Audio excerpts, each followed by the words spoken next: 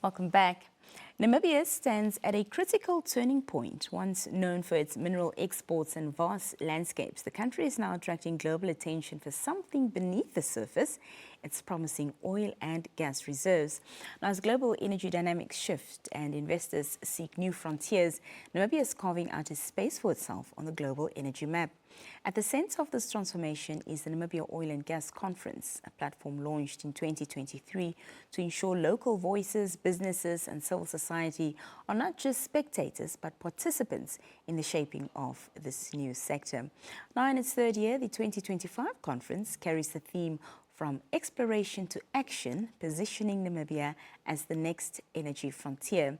To unpack what this means for our economy, investment climate, as well as national development, we're now joined by Hafeni Motsi, Senior Energy Investment Analyst at the Namibia Investment Promotion and Development Board. Hafeni, good evening and welcome. Good evening, Nina. Thanks for having me. Thank you so much for being here. We appreciate your time. To start with, of course, Namibia is now being referred to as, Africa's next energy hub. What does this shift really mean, Hafeni, for the country's economic positioning when it comes to the global stage? Yeah. So for a really long time, as a country, I think we've struggled a bit in terms of articulating who we are economically as a country. What is our economic identity? We Namibians know what we know. We know each other. We know what we do best.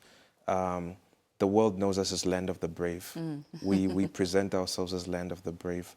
But I think for the first time in a long time, and this is just Hafeni's opinion, is that we've now identified a source of competitive advantage for us as a country, something that we can really hold on to and leverage to position ourselves in a competitive manner globally. Everything, when we look at this, the cool stuff happening in the energy space, from what we've known about Namibia's sun, when we speak about renewables. A lot of Namibians have vacationed in Ludret. You know how windy it is there. But all of this is coming together, and we've always known that Namibia's beauty wasn't superficial but skin deep. There was always minerals below the soil, but we've never really properly explored and exploited that value as a country. And for the first time, we're in a position where we're in control of that narrative around who we're branding ourselves as a country economically. What's Namibia's economic identity? We think at the NIPDB that Namibia could easily be the sustainable energy capital of Africa. And this is not to say that we're sustainable just pursuing renewables, but even being, one of the later countries, on the continent to now discover oil, we also stand in a really advantageous position to explore and exploit those resources using the most sustainable and state-of-the-art technologies available in the industry.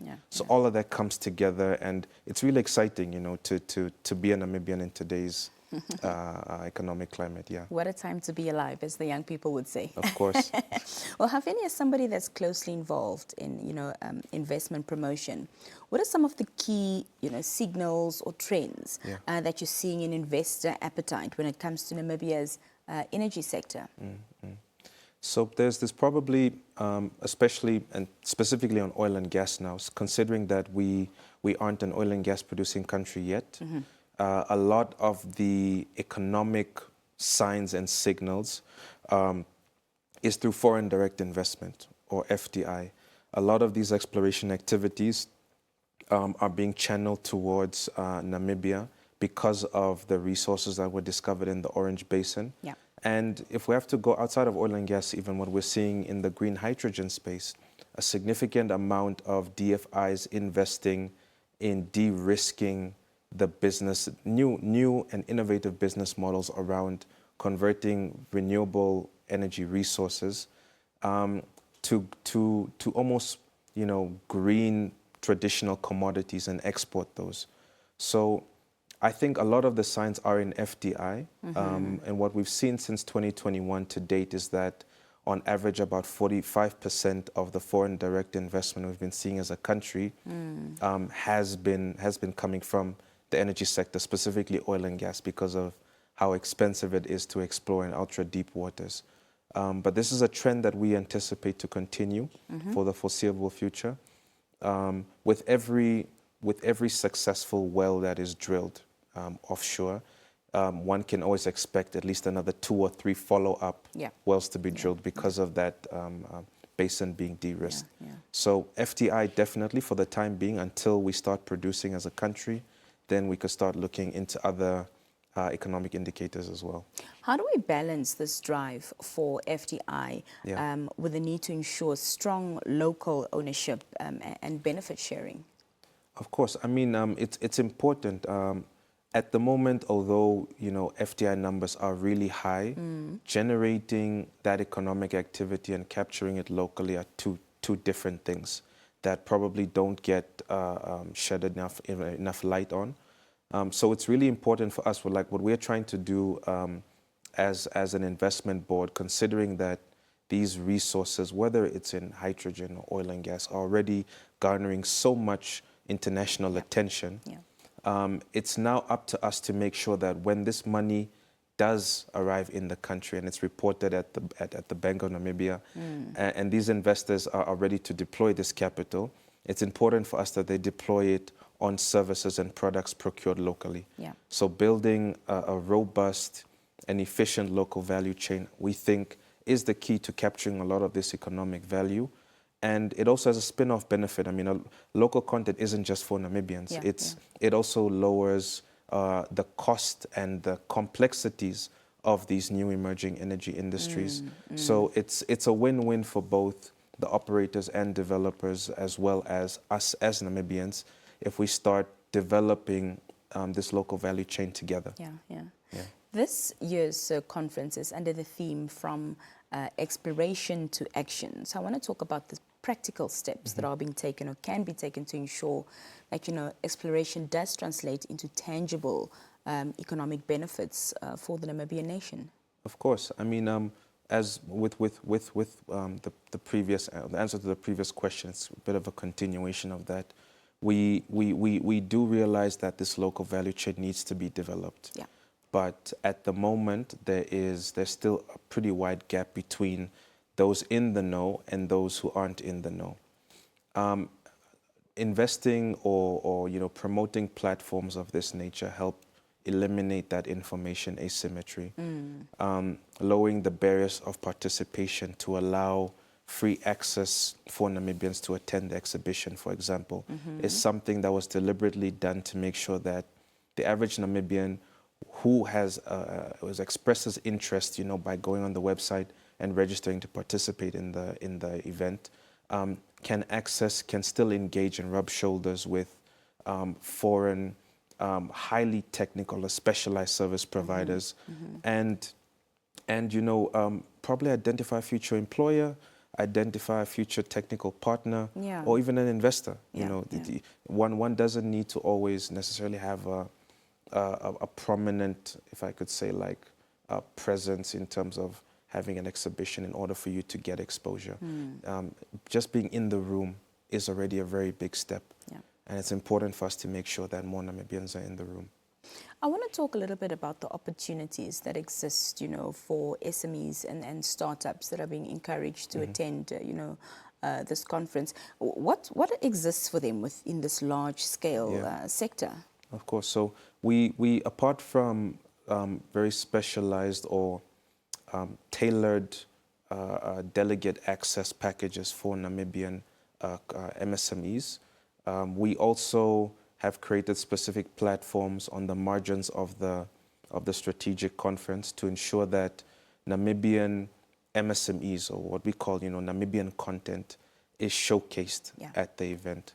So one such initiative we're doing is we're trying to bring, we published a call for an expression of interest recently, calling for local indigenous Namibian companies who offer products and services to these operators and tier 1 service companies, calling for them to express interest in a local content showcase where they would get 10 minutes or so to pitch what they do, and also have a short Q&A.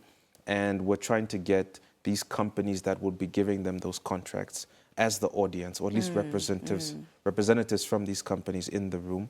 And it's something we didn't do last year. We're trying to do it this year for the first time. It's a pilot, for lack of a better term. Yeah. But we realized that as we approach the final investment decision, which is the big decision, you know, that we'll actually see an oil major in committing to investing and developing offshore, it's important that we don't expect, you know, the local supply chain to develop itself, but we need to create these synergies and show, you know, the foreign operators that, you know, there are Namibians who are investing their resources and their time to develop local capacity.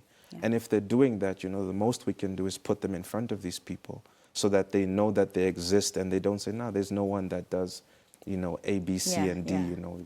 We found them, they're there, you know. Yeah. So like a mini sort of Shark Tank opportunity. A mini Shark Tank opportunity without a cash reward or anything, but the exposure goes a long way. Yes.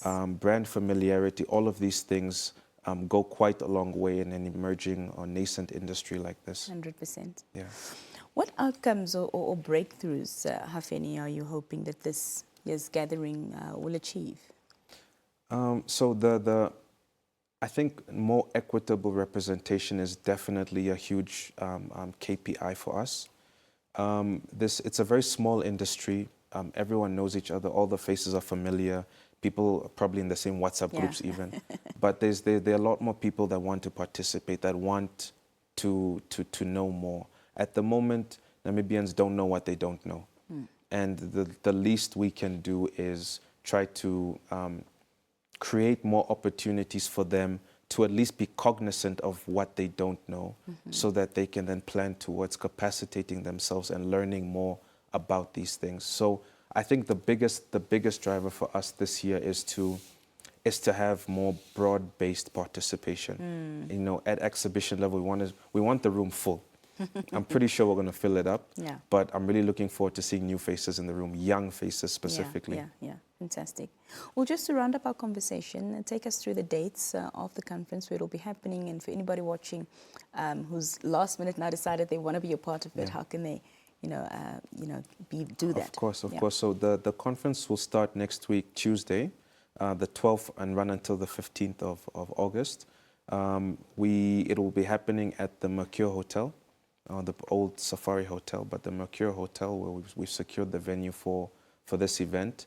All information about the event is currently on the website, Namibia Oil and Gas Conf, that's conf.com. And there you can find details on the draft program of the event, what you would need to do to become an exhibitor, who the various sponsors are, as well as registering to become a delegate. Fantastic. Yeah, and contacts for any other questions about what will be happening in and around the event. Oh, we're definitely looking forward to it. Hafeni, thank you so much for your time this evening. It was lovely having you here. Thank you. Well, there you have it. The Namibia Oil and Gas Conference 2025 is soon approaching. If you'd like more information, just go onto the website and get all the details from there. We're not done with our conversation.